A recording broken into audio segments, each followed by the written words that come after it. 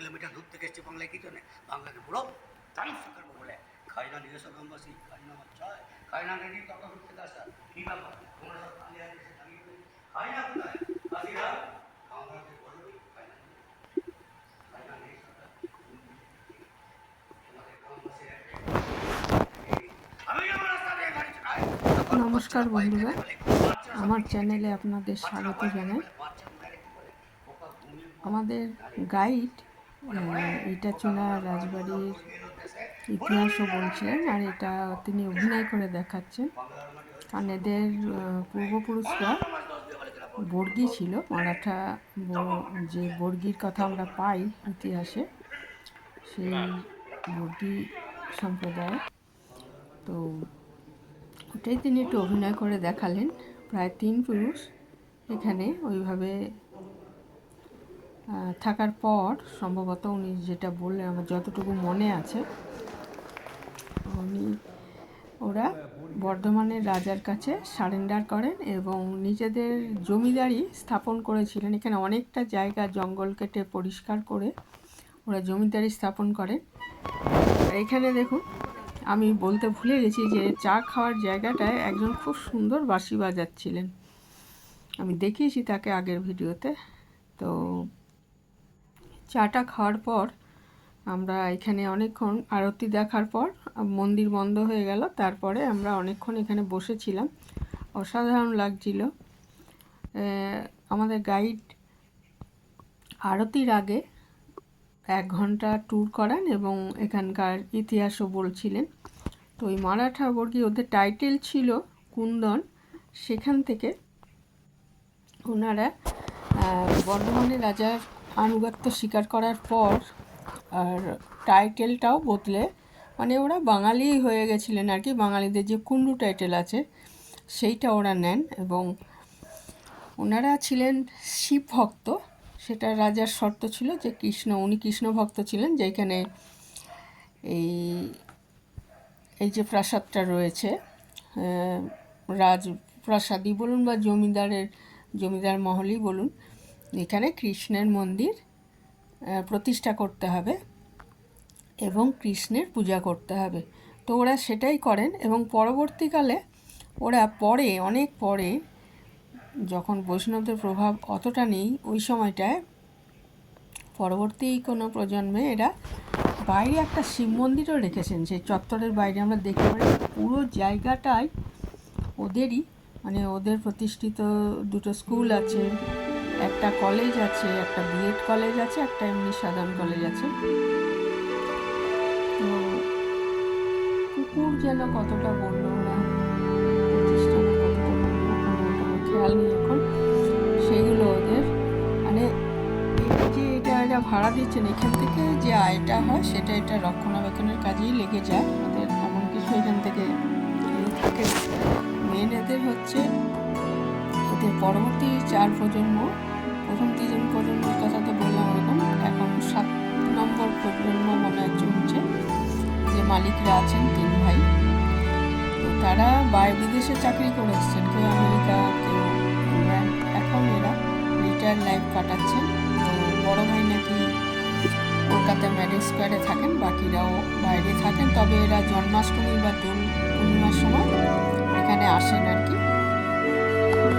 এখানে যেহেতু কৃষ্ণের এই দুটোই হচ্ছে সবচেয়ে বড় উৎসব, ওই সময় ওরা এখানে আসেন। ওদের জন্য আলাদা ঘর আছে আর কি, ওদের নামাঙ্কিত ঘরগুলো ভাড়া দেওয়া, সেগুলো বাদেও আরও ঘর আছে যেগুলো ভাড়া দেওয়া থাকে, ওরা যখন আসে থাকে। এটা একটা এখানে পুকুরের মতো আছে, অনেক কিছুই হিস্ট্রি বলছিলেন গাইড। যাই হোক, ছোট্ট একটা কৃত্রিম পুকুরের মতো রয়েছে, সেখানে প্রচুর মাছ আছে আর শালুক ফুটেছিল। তো শালুক সন্ধ্যাবেলা, আমরা বিকালবেলা যখন এসেছিলাম তখন শালুক আর পদ্ম তো সূর্যালোকের সঙ্গে সম্পর্কিত ফোটোটা। তো এই সময় সকালবেলায় এসেছি আবার আমরা চান করে, তো দেখলাম ফুটে আছে। ওইদিকে আরও শালুক দেখলাম, ভীষণ সুন্দর লাগছিল চারপাশ। আর এই পুকুরটা, এটায় ওরা বাড়ির মেয়েরা স্নান করতেন আর কি পুরনো দিনে। এখন আর কি ওখানে স্নান করে না, সেইভাবে পরিষ্কারও করা হয় না। এখানে অনেকগুলো রাজহাঁস ছিল। আগের দিন তো খাঁচায় বন্দি ছিল, খুব চেঁচাচ্ছিল আমাদের দেখে। আজকে এরা খুব খুশি মনে ঘুরে বেড়াচ্ছে, পোকামাকড় খেয়ে বেড়াচ্ছে। আর পুকুরে নেমেও দেখলাম, ওটা মনে হয় তোলা হয়নি, পুকুরে নেমে জল খাচ্ছিল, মানে ওপর থেকে এই জলটা খাচ্ছিল আর কি। পুকুরের ধারে গিয়ে জল খেয়ে এসে তারপরে এইসব মানে পোকামাকড় খুঁজে বেড়াচ্ছে। খাবার তো দেওয়া হয়, কিন্তু এইভাবে ওদের আনন্দ নিশ্চয়ই হয়, সেই জন্য এই ছেড়ে দেওয়া হয়েছে, পোকামাকড় খেয়ে বেড়াচ্ছে। আর কিছু খরগোশও রয়েছে, আর দেশি মুরগি রয়েছে, দেশি মুরগিও পোষা আছে, খরগোশ রয়েছে। খরগোশগুলো সেইভাবে তোলা হয়নি। আর হচ্ছে সেটা আগের দিনই দেখেছিলাম। আগের দিন এই জায়গাগুলো সব আমরা ঘুরে গেছি। আবার সকালবেলা গাইড বলেছিলেন সকালবেলা এসে ঘুরে যাবেন, খুবই ভালো লাগছিল। ওই এটা ঘুরতে প্রায় ঘন্টাখানেক লেগে যায়। আমরা চান করে 7টা থেকে 7:30টার মধ্যে বেডটি, রুমে একমাত্র বেডটিটাই দিয়েছিল। বেডটি দিয়ে 7:20 নাগাদ চা খেয়ে আমরা, তার আগে আমাদের স্নান টান সব সারা হয়ে গেছিল। এটা ঘুরে নিলাম। আবার টিফিনের সময় হচ্ছে 8:30 থেকে 9:30, আর 10টায় আমাদের হচ্ছে চেক আউট টাইম। কাজে আমরা ঘন্টাখানেক ঘুরে নিচ্ছি। এই শালুকগুলো দেখতে খুব সুন্দর, মানে ক্যামেরায় মানে সেটা আসেনি, রঙটা গোলাপি, একটু হালকা বেগুনি বেগুনি উঠেছে, আসলে গোলাপি রঙের, ভীষণ সুন্দর লাগছিল। ওই পুকুরটার মধ্যে একধারে হয়ে আছে আর কি।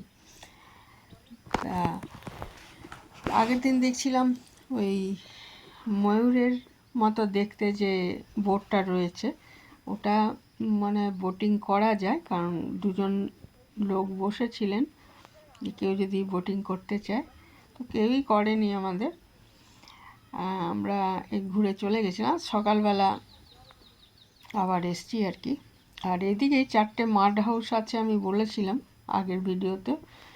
মাড হাউসগুলো বিভিন্ন নামে বলেছি, ফুলের ঠিক সেই, যেমন এটার নাম অপরাজিতা, তো বাইরেই দেখুন অপরাজিতা ফুলের গাছ নীল রঙের, এরকম আর কি। মাধবীলতা নামে আছে একটা কটেজ মাড হাউস, সেটা বাইরে মাধবীলতা গাছ আছে। একটা হচ্ছে ঝুমকোলতা, ঝুমকোলতা ফুলের গাছ। সব ফুলগুলো তো আর ফোটেনি, ঝুমকোলতা ফুল দেখিনি। দেখুন অপরাজিতা লেখা, বেশ ভালোই লাগছিল দেখতে। তবে বাইরে বসার চেয়ার আছে, তবে ভেতরের ঘর অনেক ছোট, তো ভাড়া অনেকটা কম। এগুলো সম্ভবত সার্ভেন্ট কোয়ার্টার ছিল, পরে এগুলোকে নতুনভাবে সাজিয়ে ইয়েদের, পর্যটকদের থাকতে দেওয়া হয় আর কি। ট্যুরিস্ট যারা আসেন তারা থাকতে পারেন। আর আমাদের ঘর, যে ঘরে ছিলাম ছোট বৌদি, ওটা ওই মূল দালানের দোতলায়, পাশে বড় বৌদির ঘর। ওগুলোই ফোন নাম্বার দুটো দিয়েছিল, যে আপনাদের যখন দরকার লাগবে এই নম্বরগুলোয় ফোন করলেই আমরা চলে আসব। আর এইগুলোই নাকি, এই যে ঘরগুলো, এই যে মাধবীলতা বা অপরাজিতা নামের এই যে মাড হাউসগুলো, এগুলোর ভেতরে নাকি, আমি দেখেছি ছবি, এখন তো তালা দেওয়া, কেউ ছিল না এই সময়টা এখানে। ভেতরে নাকি এরকম ছোট গোল একটা কি বলবো, ড্রাম টাইপের নাকি আছে, সেইটা বাজালে নাকি এক একটা ঘরের জন্য এক এক রকমের মিউজিক, সেইটা বাজালেই বাইরে সার্ভেন্ট কোয়ার্টার আছে, ওরা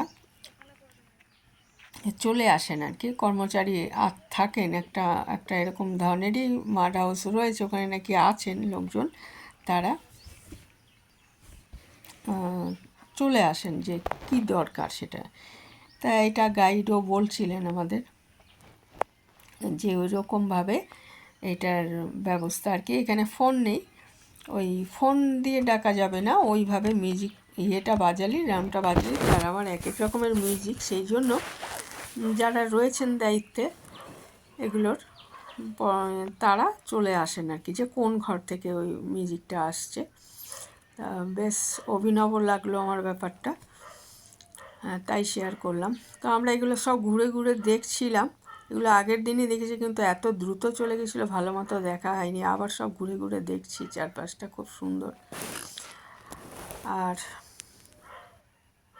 সকালবেলা ভীষণই ভালো লাগছিল ঘুরে দেখতে। তা আর আগের দিন আমি বলতে ভুলে গেছি, আমরা যে রুমটায় ছিলাম সেটার ভাড়া হচ্ছে 6,608 টাকা। আমি স্ক্রিনেও এটা করে দিয়েছি, পাবেন স্ক্রিনের মধ্যে, আর ডেসক্রিপশান বক্সেও আমি লিখে দেবো এদের কন্ট্যাক্ট নম্বর, এদের ওয়েবসাইট, আর ঘরের ভাড়া কত। আমরা যে ঘরটায় ছিলাম, এক একটা ঘরের তো এক এক রকম ভাড়া, যেমন বড় বৌদি, ছোটো মা, বড় মা, এরকমভাবে সব রয়েছে নাম। সেগুলো সবগুলোর ভাড়া আমি জানি না, ওদের ওয়েবসাইটে গেলে সবই পাওয়া যাবে। আর আমাদের ওই রুমটার ভাড়া ছিল, ওখানে 3 জন থাকতে পারে, আর 2 জন থাকতে পারে এরকম রুমেও কিন্তু থাকলে ওরা বললে একটা বেড দিয়ে দেয়। সেই বেডটার জন্য বোধহয় 950 কি 750, আমার এখন খেয়াল নেই, আলাদা একটা টাকা নেয়। আর যারা গাড়ি নিয়ে আসছেন তাদের জন্য কিন্তু ড্রাইভারদের থাকার জন্য ব্যবস্থা আছে ডরমিটরি। তো আর তাদের থাকা খাওয়ার খরচটা স্বাভাবিক, যিনি গাড়ি নিয়ে আসবেন তাকেই দিতে হয়। তো সেটারও ওরা যখন বুকিং করবেন আপনারা, ওরা মেলে সমস্ত কিছু পাঠিয়ে দেবে যে কিসের জন্য কত টাকা লাগবে। ব্যবস্থা খুবই ভালো, আমার খুবই ভালো লেগেছে। এখানে একটা বিলাতি আমড়ার গাছ ছিল, বিলাতি আমড়া ধরেছিল, মানে অনেকটা জায়গা, মানে এটা ঘুরে দেখতে কমপক্ষে 1 ঘন্টা লাগে এই প্রপার্টিটা। আর এমনিতে এদের প্রচুর জমি জমা, চাষের জমি, পুকুর সব আলাদা রয়েছে, বললামই। কলেজ রয়েছে ওদের প্রতিষ্ঠিত, এবং রয়েছে ওই বিএড কলেজ, সাধারণ কলেজ, 2টো স্কুল। এখন বোধহয় সরকার পরিচালনা করেন, কিন্তু এদের নামেই রয়েছে আর কি, মানে। আর অনেক প্রপার্টি যেমন সেটা হাত বদল হয়ে গেছে। এই প্রপার্টিটা, এই ইটাচুনার রাজবাড়ি, এটা কিন্তু সেই বংশের লোকেদের হাতেই রয়েছে, ওনারাই এটা দেখাশোনা করেন। এদের অনেকেই ছেলেমেয়েরা, এবং এখন যারা মালিক আছেন তারাও নাকি বাইরে চাকরি করতেন, বিদেশে, কিন্তু রিটায়ার লাইফ এখন এখানেই আছেন, কলকাতায় থাকেন তারা। আর উৎসবের সময় এখানে আসেন, জন্মাষ্টমীর দোলের সময়। তবে ওদের হাতেই রয়েছে আর কি সমস্ত প্রপার্টিটা, ওরা বিক্রি করে দেননি এটা। তা আমার তো খুবই ভালো লেগেছে এদের সমস্ত ব্যবস্থা, খাওয়া দাওয়া, কর্মীদের ব্যবহার। আর আমরা ফেরত আসার পরও কিন্তু ওরা হোয়াটসঅ্যাপে মেসেজ দিয়ে করেছেন যাতে আমরা আবার যাই, বা আমরা যখন ওখান থেকে চলে আসছি সবাই আবার আসার জন্য, মানে খুবই ভালো লেগেছে এদের ব্যবহার। তো খাওয়া দাওয়া খুবই ভালো। আর খাবার দাবারের দাম আমার ঠিকঠাকই মনে হয়েছে। আমাদের 3 জনের জন্য খরচ হয়েছিল 4,132 টাকা। এবারে যে যেরকম খাবার নেবেন সেই অনুযায়ী টাকাটা কম বেশি, মোটামুটি এরকম লাগবেই 3 জনের। হ্যাঁ, 4,132 টাকা।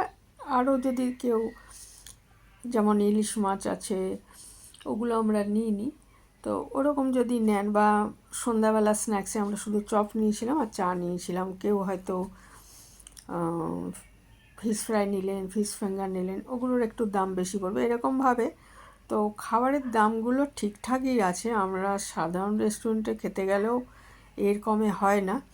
আর 650 টাকা করে সকাল দুপুরের খাবারটা, সেটার মধ্যে কিন্তু, আর ওই একটা নিরামিষ থালি, আর চিকেন মাটন নিলে আলাদা খরচ, কিন্তু ওই যে নিরামিষ থালি, ওই যে দামটা নিয়েছে ওরা 650, ওটার সঙ্গেই কিন্তু ব্রেকফাস্টের দামও ইনক্লুডিং ব্রেকফাস্ট এটা ধরা ছিল। আর চায়ের জন্য, মানে সকালের চা বেডটি যেটা, সেটার দাম নেয়নি, এবং ব্রেকফাস্ট করার পরে কেউ যদি চা খায় সেই দামটাও এরা বললো যে ওটাও লাগবে না। মানে ওই 450 মধ্যে ওই দুপুরের ওই নিরামিষ থালিটা আর ব্রেকফাস্ট, আর আপনি যদি চিকেন মাটন, ইলিশ মাছ, চিংড়ি মাছ যদি আলাদা নেন, সেগুলোর পয়সাটা আলাদা। তো দাম একদম ঠিকঠাকই মনে হয়েছে। আর এরকম ধরনের ইয়েতে আপনারা জানেনই যে জিএসটি বসে খাবারের ওপর, কাজেই জিএসটিটা তো দিতেই হয়েছে, ঘর ভাড়ার ওপরও তাই, আর সেন্ট্রাল জিএসটি এবং স্টেট জিএসটি দুটোই দিতে হয়। তো জিএসটি সহই আমি বললাম আমাদের ঘরটার ভাড়া লেগেছিল 6,608 টাকা। ঘর ভাড়াটাই যা, আর খাবারে ওদের একদমই ঠিকঠাক, খাবারের দাম বেশি নেই। ঘর ভাড়াটাই একটু ওরকম হবেই, কারণ এটা তো সাধারণ ইয়ে নয়, এটা একটা হেরিটেজ কী বলবো, হোটেল বলুন বা যাই বলুন, কাজেই এই রুমের ভাড়া ঠিকই আছে। এগুলো রক্ষণাবেক্ষণ করতেও প্রচুর খরচ। তো যাই হোক, আমাদের খুবই ভালো লেগেছে এখানে সমস্ত ব্যবস্থা এবং খাওয়া দাওয়া। যারা উইকেন্ড ট্যুরে কোথাও কলকাতার কাছে কোথাও যেতে চান তারা অনায়াসে এখানে আসতে পারেন, খুব ভালো লাগবে। খোলামেলা পরিবেশ, খাওয়া দাওয়া, ব্যবস্থাপনা সবই খুব ভালো। আর কলকাতার থেকে গাড়িতে, নিজেদের গাড়ি যাদের আছে, মাত্র ঘন্টা দেড়েকেই এখানে পৌঁছে যাবেন। এখানে আমরা ব্রেকফাস্টের টেবিলে পৌঁছে গেছি এটা ঘুরে আসার পর। ব্রেকফাস্টে ওরা দিয়েছিল, এটা আগের দিন রাতেই জেনে নিয়েছিল। খাবো বলতে ওরা ওই লুচি আর আলুর চচ্চড়ি মতো করেছিল, সেটা সবাইকে দিচ্ছিল। কটা খাবে ভালো নিচ্ছিল মোটামুটি, যদিও আপনি চাইলে পরে আবার দেবে, সেটা না, সেটা ওরা দেয়। জিজ্ঞেস করছিল এরা, ভদ্রমহিলা যে উনি এসে তদারক করছিলেন, যে দেখা যাচ্ছে যে কার কী লাগবে না লাগবে, খুবই সুন্দর ব্যবহার। আর খাবার সার্ভ যারা করছিলেন তাদের ব্যবহারও খুব ভালো। তো এখানে হচ্ছে দিয়েছিল লুচি আর ওই আলুর তরকারি বা আলুর চচ্চড়ি মতো একটা, আর দিয়েছিল বেগুন ভাজা, একটা কাঁচা গোল্লা, আর ফল কেটে দিয়েছিল, আপেল, এক টুকরো কলা, কয়েক দানা বেদানার দানা আর কি। আর লুচি, বেগুন ভাজা, আলুর তরকারি, একটা কাঁচা গোল্লা আর ফল একটু। চাইলে আপনাকে আবার লুচি বা তরকারি ওরা দেবে, সেটা জন্য মানে যে যেরকম খায় আর কি। তা খুবই ভালো, সব খাবারই খুব ভালো। আর খুব কাঁসার থালায় দেওয়ার ব্যাপার, কাঁসার থালা গ্লাস বাটি এরা ব্যবহার করেছে খাবার দেওয়ার সময়, খুবই ভালো লাগছিল সেটা। আর এবার আমাদের যাওয়ার পালা। তা একদিন এক রাত ছিলাম আমরা, খুবই ভালো লাগলো। আর অনেক অক্সিজেন নিয়ে ফেরত যাচ্ছি, প্রচুর অক্সিজেন এখানে, চারপাশে এত গাছপালা, এত খুব ফ্রেশ হয়ে আমরা চলে যাচ্ছি। তা খুবই ভালো লাগলো। অনায়াসে আসতে পারেন এখানে, কলকাতার কাছে একটা খুব সুন্দর জায়গা। আমরা তো ট্রেনে এসেছি, হ্যাঁ, হাওড়া স্টেশন থেকে বর্ধমান লোকাল ধরে এসেছিলাম। মেন লাইনের ট্রেন ধরতে হবে, কর লাইনের ট্রেন এখানে আসবে না। খন্ডান স্টেশনে নেমে আবার আমরা টোটো ধরে এসেছিলাম। 50 টাকা নিয়েছিল 3 জনের জন্য, মানে পুরো বললো বুক হয়ে যাবে ওটা, ওইভাবেই এসেছিলাম। আর যারা নিজেদের গাড়িতে আসছেন তাদেরও ওরা রোড নির্দেশ করে দেয়, আপনাকে হোয়াটসঅ্যাপেই জানিয়ে দেবে যে কিভাবে আসতে হবে, কোন রোড ধরে কিভাবে আসতে হবে, সেটা ওরা নির্দেশ দিয়ে দেয়। তো কোনো অসুবিধে নেই, খুব ভালো লাগলো সব কিছুই। আর আমাদের এবার যাবার পালা, আবার ওইভাবেই আমরা টোটো বুক করে খন্ডান স্টেশনে পৌঁছে গেছিলাম। আর আমাদের ট্রেন ধরে আবার বর্ধমান লোকাল ধরে আবার চলে এসেছিলাম। আমাদের ট্রেনটা ছিল 11টা 2-এ, আর এদের চেক আউট টাইম হচ্ছে 10টা। তারপরে ফর্মালিটি থাকে, সব টাকা পয়সাগুলো মিটিয়ে দিতে হয়, খাবারের দামগুলো, রুম ভাড়াটা তো ওরা আগেই নিয়ে নেয়। দিয়ে তারপরে আমরা স্টেশনে এসে বসেছিলাম। আমাদের রুমটার পাশেই বড় বৌদির ঘর, এরকম আরও অনেক ঘর আছে বিভিন্ন নামে, বড় মা ছোটো মা। এইটা দেখুন বেডের ওপর এটা রাখা ছিল খামের মধ্যে 3 রকমের, আমরা যেহেতু 3 জন, 3টে পাউচ ছিল চায়ের, ভিন্ন ভিন্ন রকমের আর কি, কোনোটা দার্জিলিং টি, কোনোটা, এগুলো তো খরচ করার দরকার পড়েনি, এগুলো দিয়েছিল আর কি। ওরকম লেখা ছিল যে ইটা চুনার রাজবাড়ি, খামের ওপর লেখা ছিল উইথ কমপ্লিমেন্টস। তো এই ছিল আমার আজকের ভিডিও। আপনাদের কেমন লাগলো জানাবেন। আর যারা, এটা পার্ট 1 আছে, যারা সেটা দেখেননি সেটা দেখে নিতে পারেন, ভালো লাগবে। ওখানেই মেন ইয়েগুলো আছে। এখানেই শেষ করলাম, ভালো থাকবেন সবাই।